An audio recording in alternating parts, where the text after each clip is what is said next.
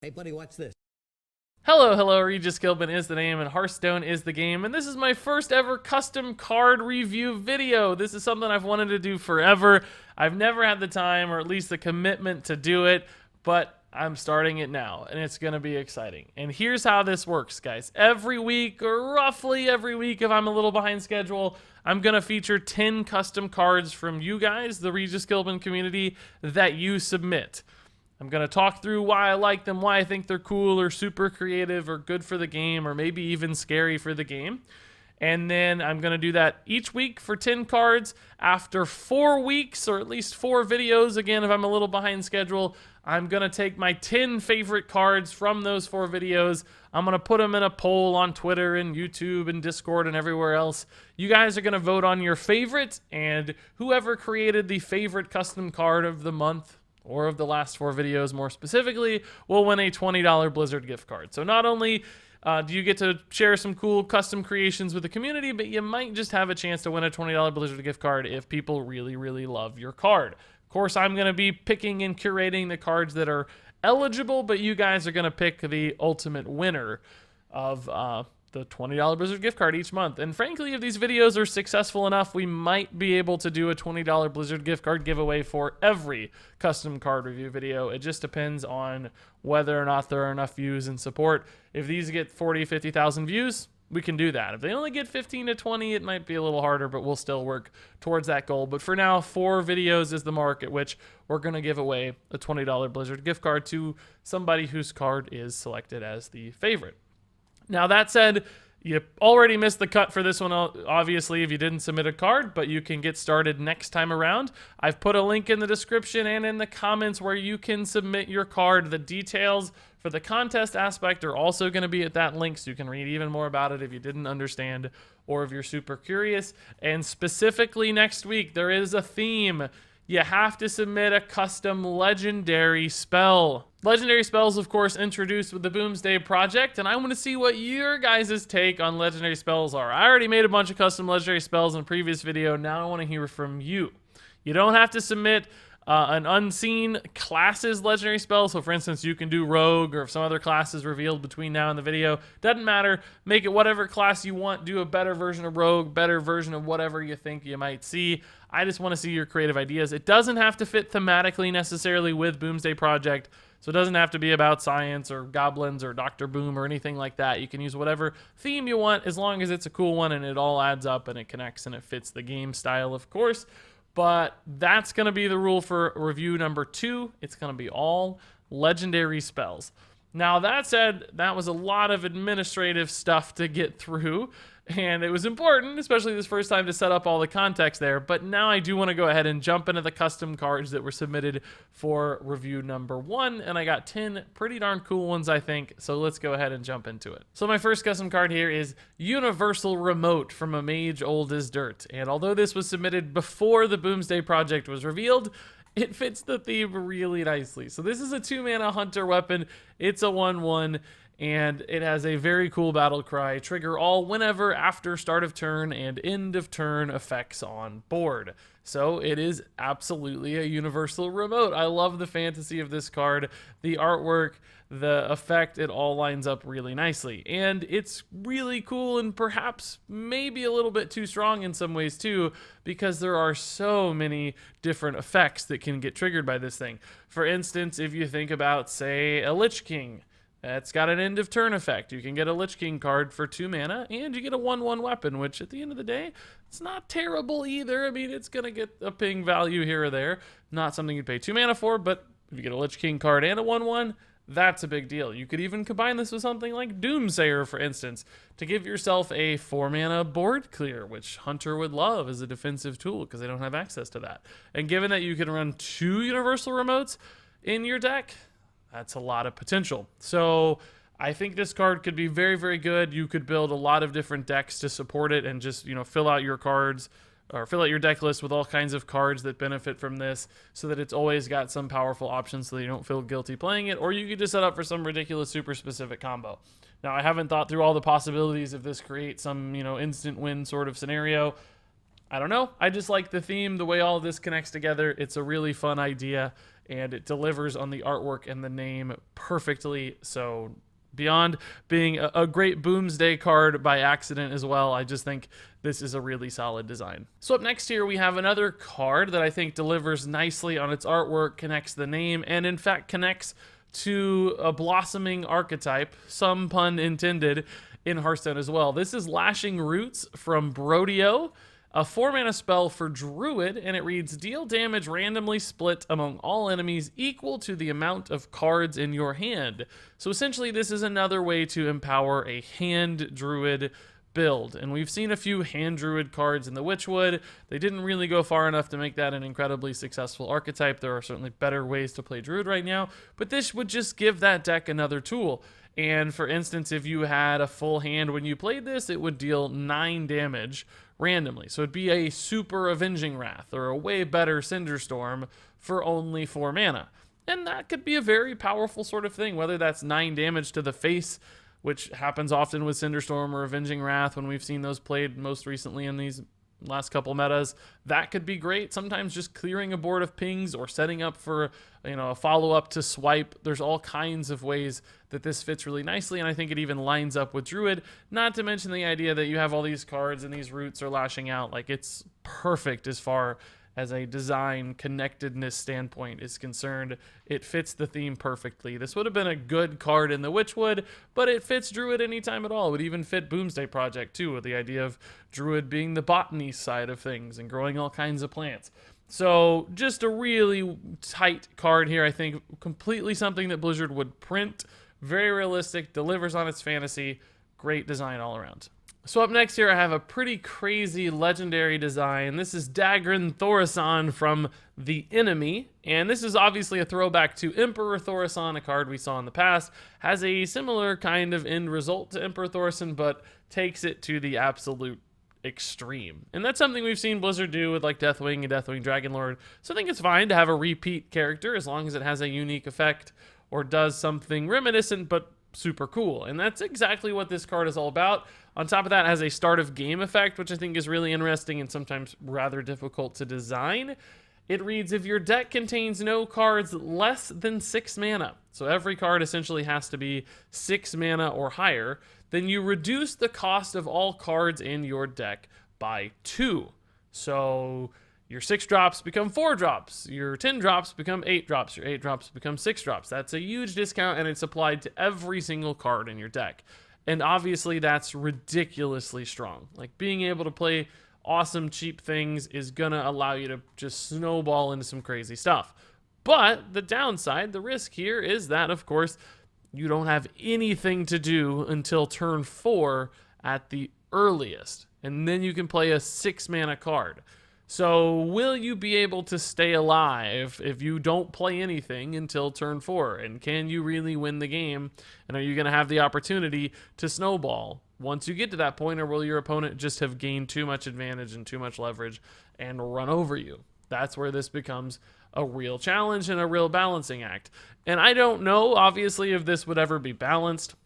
It could be too strong. Maybe you'd have to bump up the cost restriction to 7, so the first card you could play is on turn 5, something like that, because there's all kinds of big AoE spells and just life gain and survival cards out there that might be too easy to help you stabilize. Not going to narrow in too much on the balance aspect of this card, but I just really like the idea of it and the follow-up and this just deck building restriction where you have to play a ton of big stuff, and you got to find a nice balance between finding survivability with 6 mana cards. Like, do you have to play all taunts? Do you have to play AoE removal? How does it work? And is it gonna work at all, or is the game just too fast? Would aggro punish this too hard? Are there certain decks or classes that benefit from this the most? Like, could Priest be the best with like Psychic Scream and Holy Fire to get them back on the board, or at least back in contention by playing those turn 5 plays or turn 4 plays? So there's a lot to process and a lot to figure out about whether or not this card would be worth it. Maybe the minion itself has to be a little worse. Maybe it's like a 2/2 or at least 5/5 to reminisce back to Thaurissan.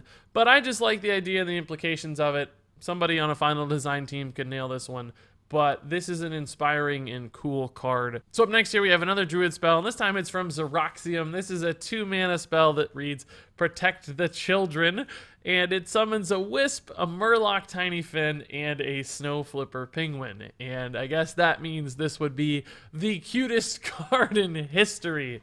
And some pretty admirable Photoshop efforts happening here as well. You can see, if you look closely at the artwork there, a Wisp, a Tiny Fin, and a penguin are running from some sort of terrifying thing, it looks like.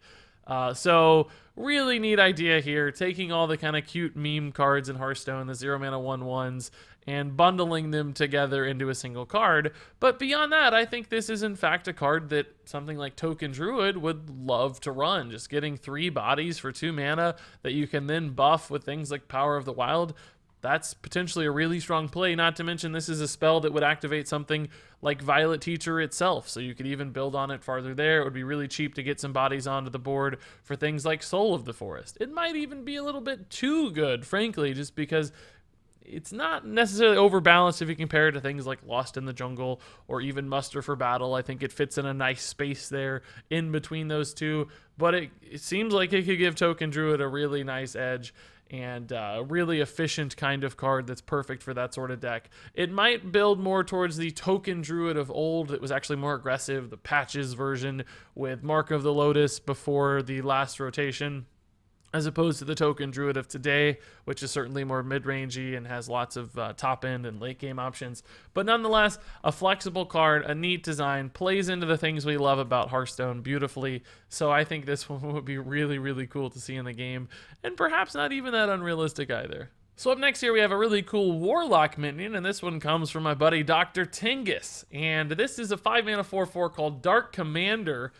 And I just love the idea of this battle cry. A lot of people are going to say this card's terrible, but I think there are some really cool implications for this card that I'd like to see explored in Hearthstone. So the battle cry reads, give your minions -1, -1, and then at the start of your next turn, give them +3/+3.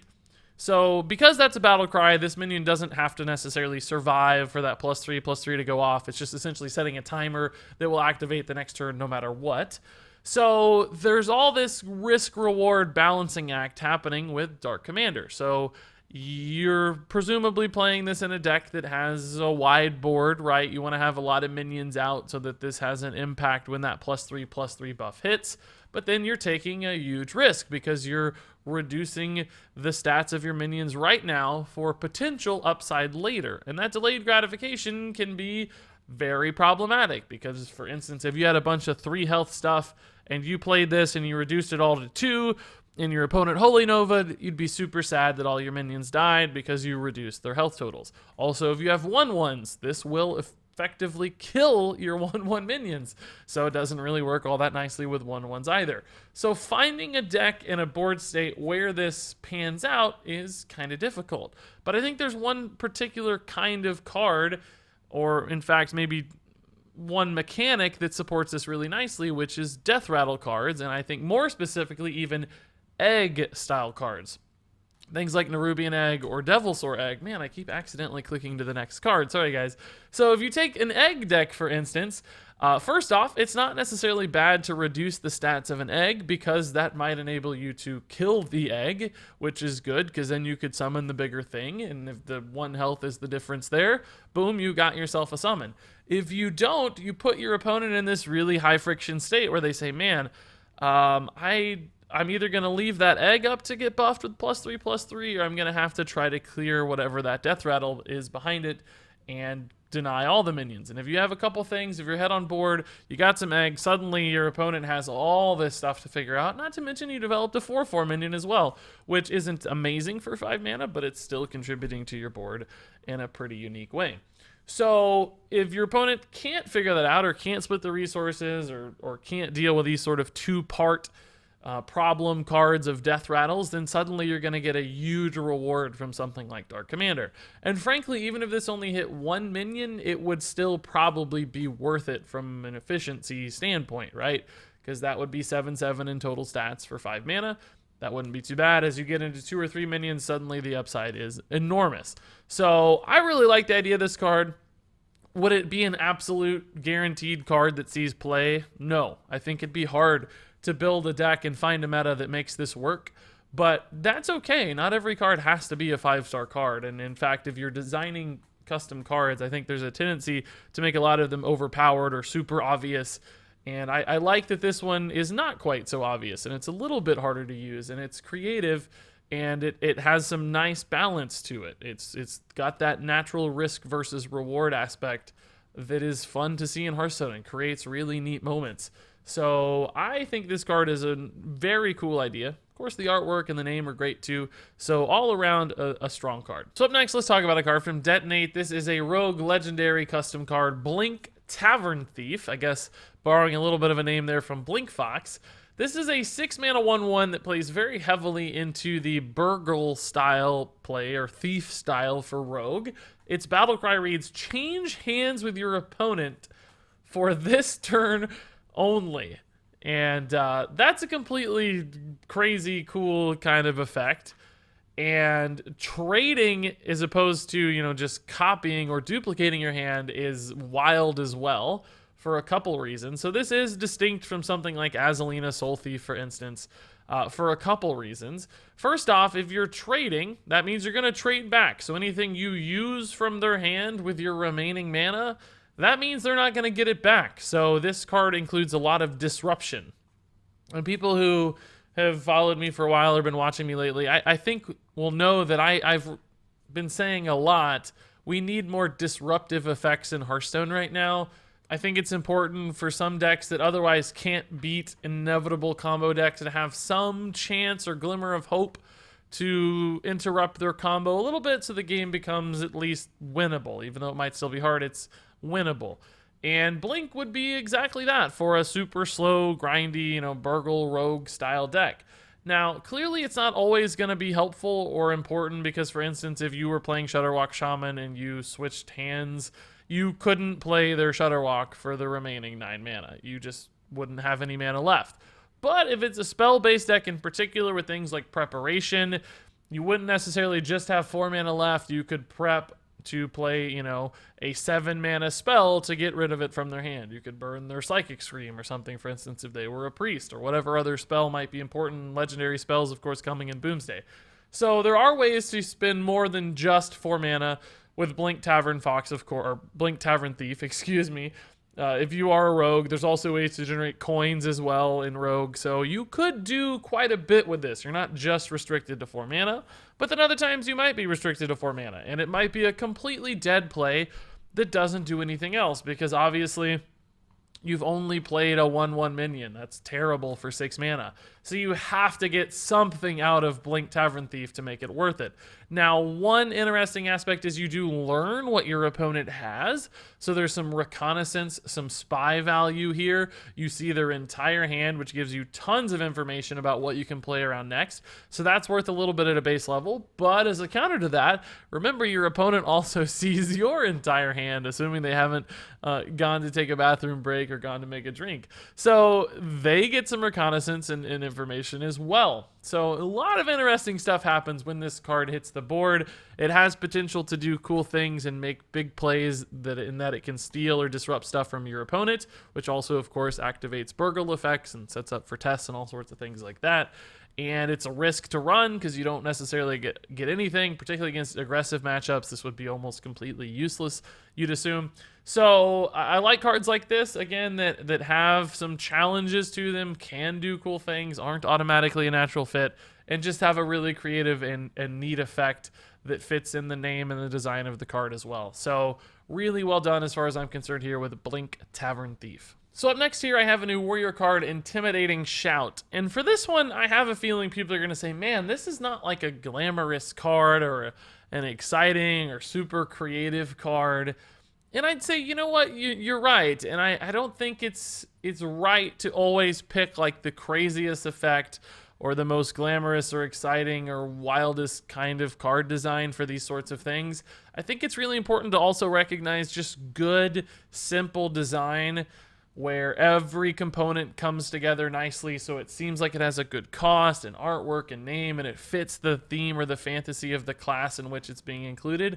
And that to me is exactly what Intimidating Shout is. This just looks like a cool warrior card that could very much be included in the game. Like, I think Blizzard would print this card without any hesitation.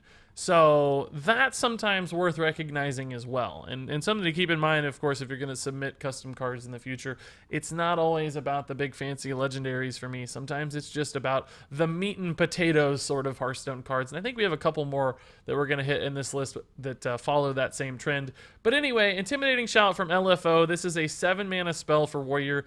It reads, deal 4 damage to an enemy minion, and if that minion survives, you take control of it. So this is essentially kind of a conditional mind control, and for only 7 mana, which can be pretty darn exciting, of course. You can steal your opponent's Ysera, and you're pretty happy about that.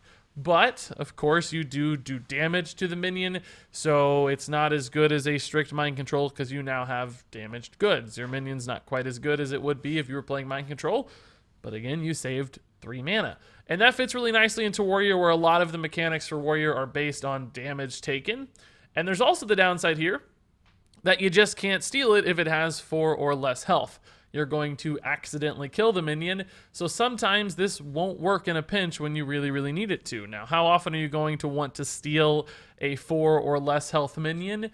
Not necessarily all the time, but you can envision scenarios where there's some really high value target.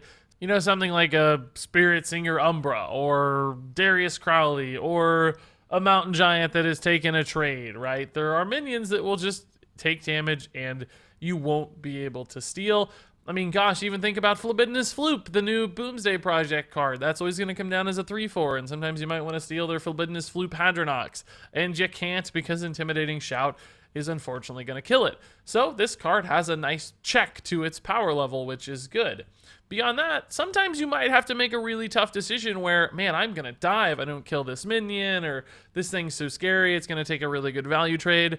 And sometimes you might decide it's worth it to just kill that minion for 7 mana and not even steal it. Like, you have to make those decisions sometimes as well. So I like the implications of this card, that it's not always going to work. It's not universal in its power level. There's some small downside to using it, but still ultimately a powerful tool for something like Control Warrior, where they can steal their opponent's resources and just go longer in a value game, which is nice and fits the class really well. Not to mention the idea of, you know, you are just shouting so huge and scary, and it's so intimidating that that minion is so scared that it switches sides essentially, but it's a little damaged in the process.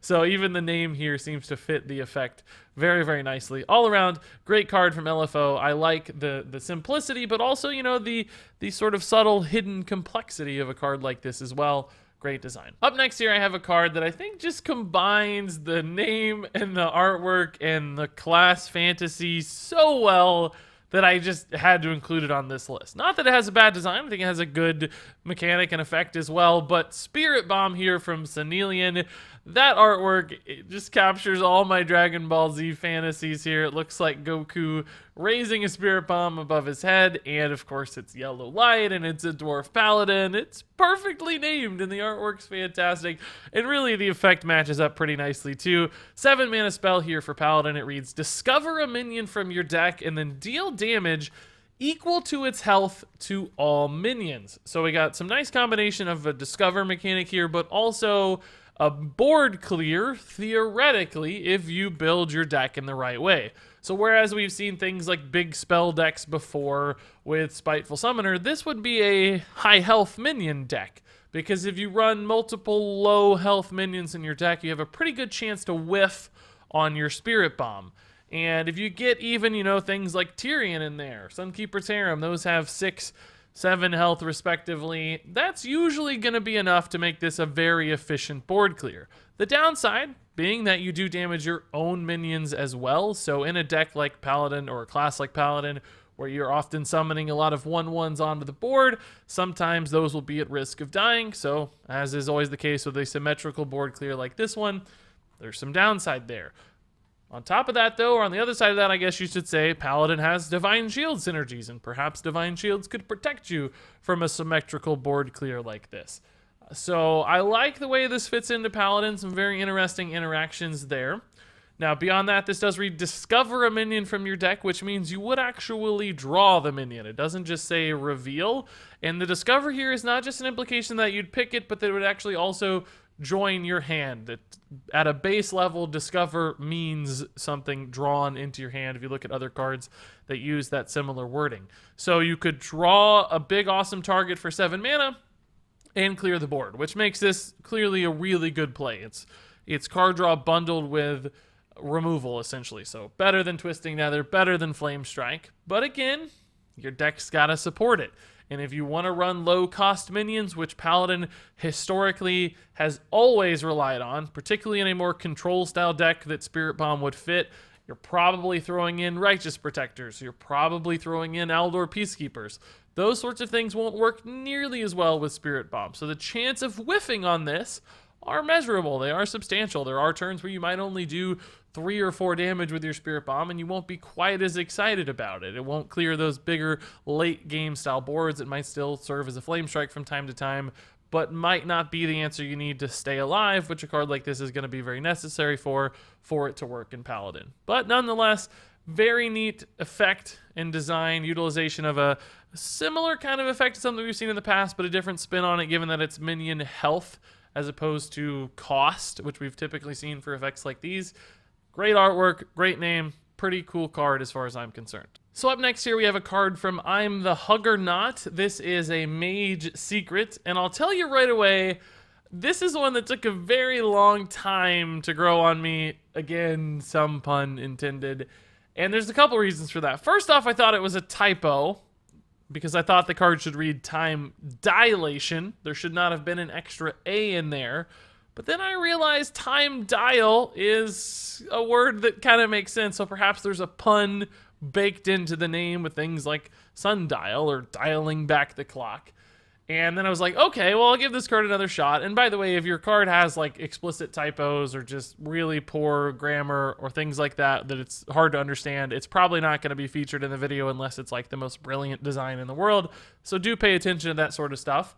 But even looking beyond the name, when I looked at the effect, I was like, well, I don't know, this sounds weird and complicated, and that doesn't sound like fun or cool. But then I started pondering on it a little more. So let's talk about this. Time Dilation, secret for mage, of course 3 mana. It reads, when a friendly minion dies, return it to the exact state it was in at the end of your turn 2 turns ago. And that's like, what? What does that mean? That's so hard to remember and figure out, and who knows what state a minion was in? What does it mean, exact state? Well, it means a couple things. For instance, if the minion was in your hand at the end of the turn 2 turns ago, when that friendly minion died and Time Dilation activated, it would return that minion to your hand. So you'd get to replay it, almost like a duplicate, for instance, that returned 2 minions to your hand. But alternatively, if that minion was in your deck 2 turns ago, it might return the minion to the top card of your deck if that's where it was 2 turns ago, so you might draw it again. Alternatively, if that minion had been on the board for a while, it might just resummon that minion, and it might have less health or more health or who knows what other kind of state it might be in. So suddenly there are all these interesting implications, and your opponent has to make some tough decisions and have an incredibly good memory or at least some sort of game sense to understand what might happen if they trigger a Time Dilation. Beyond that, you have to think very critically about when will this activate, what minion will it hit, what state is that going to be in, is it going to take 2 turns for this thing to activate, is it going to take, 1 turn, and I have to think about all these different places the card could be, what state it could be in, and how to utilize that. Now, I'll be honest, at the end of the day, I think that means that this card would be pretty weak. I don't think this card would often be played just because there's so much unreliability and inconsistency in the effect. Like, you don't really know what it's going to do. It might be a resummon like Effigy. It might be that duplicate style card that gives you a resource. Might put something back into your deck, which you might not even want. There's obviously risks here with low-cost minions because in all cases it probably isn't that helpful to return a low-cost minion to any of those given states. But if you set this up with some sort of combo card or really big battle cry card and it puts it back in your hand, well, shoot, then maybe you have something that works there, but can you force your opponent's hand? So all kinds of just craziness with this card. But again, I don't think cards necessarily have to be playable to be great card designs, and that's another reason I wanted to include this one in the list. I'm not sure this would see play. It would be important and relevant off of things like, Arcane Keysmith or other secret generations or just spell generation cards from Mage. So it would find some play in the game, just not perhaps in a deck list specifically. But nonetheless, not every card is fantastic. There are 2-star cards out there that are still interesting and creative and make you think and change the way the game works, and I think those are important to spotlight and feature as well. So probably not a card many mages would want to run, but nonetheless a neat design that would add a lot of complexity to the game and a lot of strategy to the game, which in general I think is a trend that would be good for Hearthstone. The more control and influence and strategy that you can implement into a game plan, and the more you can play around stuff and plan for stuff, that all rewards better players and conscious players and thoughtful players. And this is exactly the kind of card that would support those people and separate, really strong players from weaker players. And that's, in my mind, pretty good for Hearthstone, so that we're less reliant on randomness and more reliant on tactical knowledge. And time dilation would certainly reinforce that a lot. So I'm the Huggernaut. It took a little bit, but I was finally sold on this card. And then finally, one last card here. And speaking of cards that reward you for, strategic decision making, I think this is the ultimate example of that phenomenon. Ziff the Librarian from Can't Guess is back. A 6-mana 4/5 minion, legendary. Battlecry reads, from now on, instead of drawing your normal card each turn, choose what type of card you draw. So you play this guy, he's a little bit of an understated minion for 6 mana, but suddenly you get all this power added to every single card draw you make for the rest of the game, where you get to decide what kind of thing you're looking for. And of course, if you're keeping track of your deck, if you know what kind of cards, and if you build your deck in specific ways, you can very much control exactly what kind of thing you're going to get. You might only run 2 spells, for instance, and you know you're going to get those spells if you select to draw a spell. That said, I guess I should show you a mock-up here. Thanks for including the mock-up. That's awesome, of what this would look like. So you could choose to either draw a minion or hero card with one option, draw a spell, or draw a weapon. Now, to be honest, I would go ahead and scratch hero card off of this. I think there's no need for that, really. There just honestly aren't that many hero card options. Everybody has 1 or 2 maximum, and it's just unnecessary. Like, your deck might not have a hero card. Giving people the influence of drawing a hero card, some of the most powerful cards in the game, might be a little too consistent. So I would just make this much simpler and say draw a minion, draw a spell, draw a weapon. That aside, the idea here is the important thing, and I like it a lot. And suddenly, you get exactly the kind of thing you need every single turn. You don't have to rely on random card draw quite as much. Now, there's still some randomness if you have, multiple instances of any one of these things in the pool. But if you have a key weapon that you have to get, guess what? You can guarantee that you draw your weapon. So if you're running, for instance, like Twig of the World Tree and Druid, and you really, really desperately need it for a combo piece, this gives you the consistency to do that. If you need a removal spell in a pinch because you're losing, you can pick a spell. If you just need a minion to play to get something proactive on the board, boom, you have that choice. Now, I will say I think this is a very powerful effect. I think it's very strong just because that much influence over the game can be scary. Also, that much influence over finding combo pieces. This is sort of the ultimate tutor card in a way that, if you only run 1 spell or 1 weapon or even perhaps 1 minion, it's guaranteed, and that's scary. The only time it's not guaranteed, of course, is when you don't draw your Ziff the Librarian, and I think that's maybe enough to keep this in check. It might be hard to tutor Ziff out himself, therefore reducing your ability to find those other combo pieces. So you might have to keep Ziff in the mulligan, and it's a pretty weak card to mulligan for because it's kind of slow. Also, against aggro matchups, this really wouldn't help you much at all, because by the time you played Ziff and got the influence of those chosen card draws, you'd probably be losing the game anyway because your opponent has ran over you. So there is some checks and balances here. This card is not completely overpowered, I'd say, although a little on the strong side. I might bump the cost to 7 or reduce its stats down a little bit.